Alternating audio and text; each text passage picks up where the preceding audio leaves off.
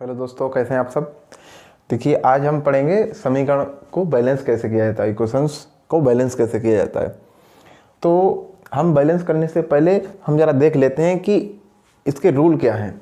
देखिए, रूल ये होते हैं, जो रिएक्टेंट होता है और प्रोडक्ट, जो इधर इनको कहते हैं अभिकारक। हिंदी में क्या कहते हैं? अभिकारक। और इन्हें कहते हैं उत्पाद। क्या कहते हैं? उत्पाद। तो ये है अभिकारक, ये है उत्पाद, रिएक्टेंट और प्रोडक्ट। तो इधर जो परमाणु है, नंबर ऑफ एटम, और जो भी नंबर ऑफ एटम इधर है वो इक्वल होने चाहिए। नंबर ऑफ एटम रिएक्टेंट के और नंबर ऑफ एटम प्रोडक्ट के इक्वल होने चाहिए। तो हम जरा जो हमने कल समीकरण एग्जाम्पल से लिया था वो हम जरा देख लेते हैं। अब देखिए, हमने कल लिया था मैग्नीशियम और ऑक्सीजन। इन्होंने आपस में रिएक्ट करके क्या बनाया? Magnesium oxide.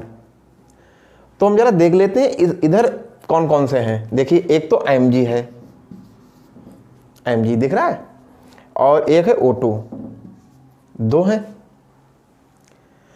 तो हम Mg इधर कितने हैं? एक। रिएक्टेंट में कितना है? इधर ऐसे देखो, देखिए Mg कितना है इधर रिएक्टेंट में, नंबर ऑफ एटम रिएक्टेंट इधर, केवल इधर का देखना है। तो Mg में कितने हैं? एक। और इधर कितना है? एक। कहने का मतलब कि इधर भी एक होना चाहिए, इधर भी अगर दो है तो इधर भी दो हो, इधर तीन है तो इधर भी तीन होना चाहिए। ये नियम होता है। तो Mg में इधर भी एक है और इधर भी एक है, तो Mg तो बैलेंस हो गया, परंतु हमको तो सब बैलेंस करने हैं। अब देखते हैं O2 को, ऑक्सीजन इधर कितने हैं? दो।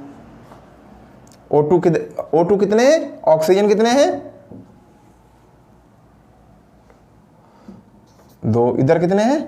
एक ऑक्सीजन। अब देखिए, अब हमको क्या करना पड़ेगा? हम इसको सबसे ज़्यादा, इसका नियम भी एक होता है जिसमें सबसे ज़्यादा नंबर ऑफ एटम हो, चाहे वो रिएक्टेंट में हो या प्रोडक्ट में, हम उसको सबसे पहले देखते हैं। सबसे पहले किसको देखेंगे? जिसमें नंबर ऑफ एटम सबसे ज़्यादा हैं। तो सबसे ज़्यादा नंबर ऑफ एटम किसमें? ऑक्सीजन में। जब हम ऑक्सीजन को देखेंगे तो हम ये देखेंगे कि यहाँ पे दो हैं, तो हम यहाँ भी दो कर देंगे। देखिए, तो ऑक्सीजन भी दो, इधर भी दो। Mg इधर दो हैं तो इधर कर दीजिए। अब देखिए, Mg इधर कितने हैं? ये क्रॉस कर दीजिए सब। और इधर कितना था? एक। अब देखिए, अब मिलाइए, इधर कितने हैं? दो। इधर कितने हैं? दो। इधर कितने हैं? दो। इधर कितने हैं? दो। अब देखिए, सब मिलाइए जरा, बैलेंस हो गई। अब इसी प्रकार हम जरा दूसरी वाली देखते हैं।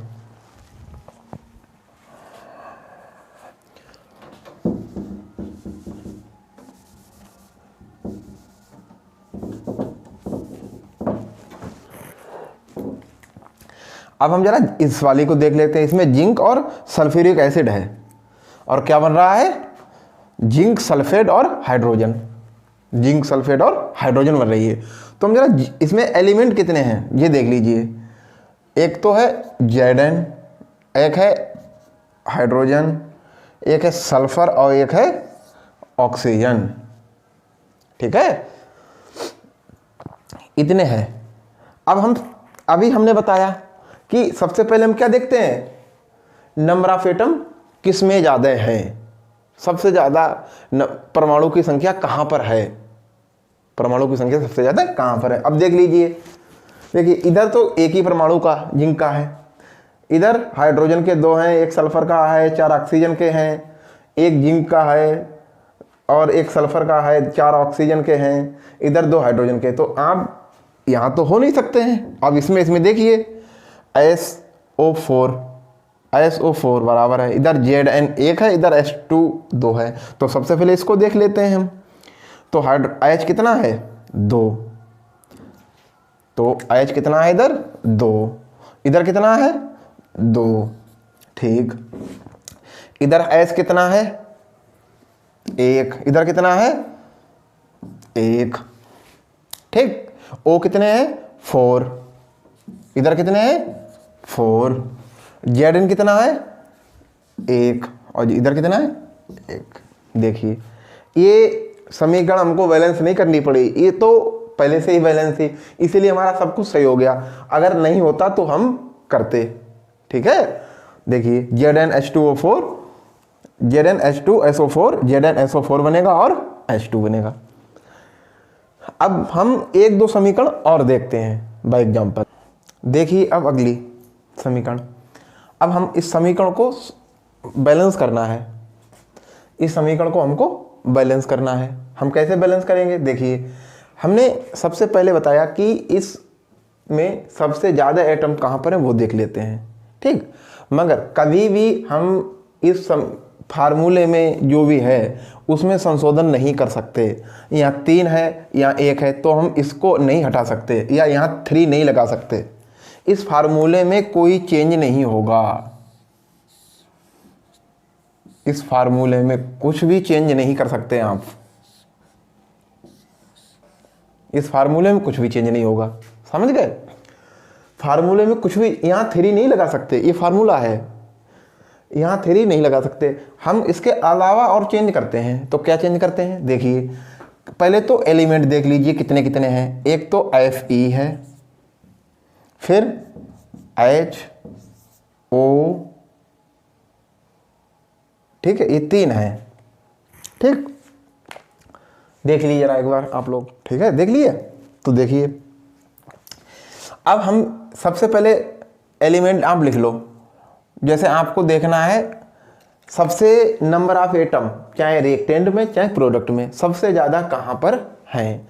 अब देखिए सबसे ज़्यादा, देखो यहाँ पर एक ही है एटम, यहाँ पर 2 हाइड्रोजन के 1 ऑक्सीजन के 3 हैं, यहाँ Fe के 3 हैं और इस ओके 4 हैं, 7 हो गए। लिख लीजिए अगर ऐसा समझना है तो यहाँ पर हो गए 1, यहाँ पर 3 और 3 1, 3 और 4 7 और यहाँ 2, तो सबसे ज़्यादा कहाँ पर है? 2। तो सबसे पहले हम इसको देखकर अन्य को सॉल्व करेंगे, अन्य को बैलेंस करेंगे। देखिए Fe कितना है? 3, और इधर तो है कि नहीं Fe, किधर इधर है, तो इधर कितना होना चाहिए Fe? 3। देखिए O कितने हैं? 4, इधर कितने हैं? 1, तो इधर 4 लगा दीजिए। अब देखिए Fe कितने? 3, इधर 3 हो गए, इधर भी 3, इधर भी 3।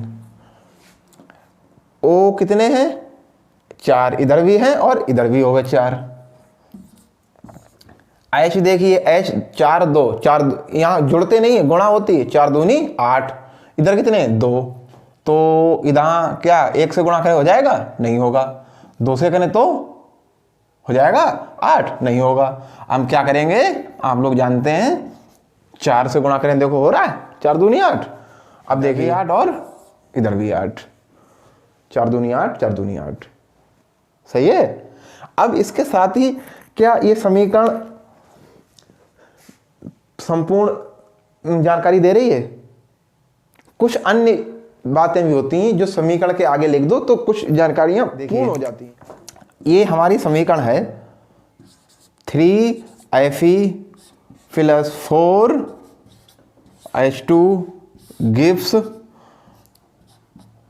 Fe3O4 + 4H2। इसका मतलब पता क्या है? Fe के 3 मॉलिक्यूल और H2O मीन्स जल के 4 मॉलिक्यूल मिलकर के Fe3O4 का 1 मॉलिक्यूल और 4 मॉलिक्यूल H2 हाइड्रोजन गैस के बनेंगे। इस मतलब होता है इसका। क्या अभी भी ये कहीं इसमें लिखा हुआ है कि H2O जो जल प्रयोग किया जाएगा वो किस रूप में किया जाएगा? जल तो सॉलिड भी होता है, बर्फ, गैस में भी होता है और लिक्विड भी होता है। यहाँ पर कहीं दिख रहा है? कहीं नहीं दिख रहा है। फिर हमको कैसे पता है? चलो हाइड्रोजन गैस तो हमको पता है, ये किस रूप में निकलेगी? गैस के रूप में, और ऊपर उड़ जाएगी। ये तो हमको पता है। क्या इन तीनों के बारे में कुछ पता है? कुछ नहीं पता है। तो हम क्या लिखेंगे? यहाँ लिख देंगे सॉलिड S, यहाँ गैस, यहाँ लिखेंगे सॉलिड S। ये हमको सॉलिड में लेना पड़ता है, ये गैस में लेना पड़ता है। ये भी सॉलिड में प्राप्त होगा, ये गैस में प्राप्त होगा। अब आप लोग यहाँ सॉलिड गैस देखकर चौंक मत जाना।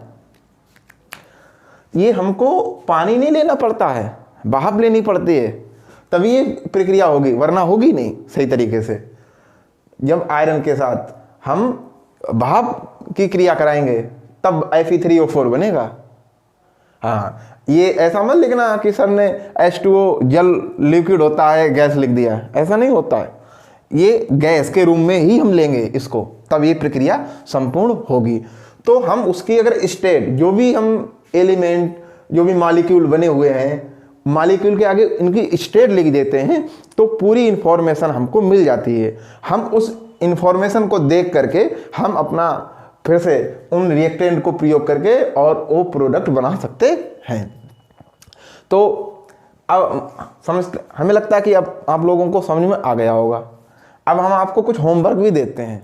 देखिए आप लोग अपना होमवर्क, पहली समीकरण क्या है, हाइड्रोजन प्लस क्लोरीन, अब क्या बन रहा है, हाइड्रोजन क्लोराइड।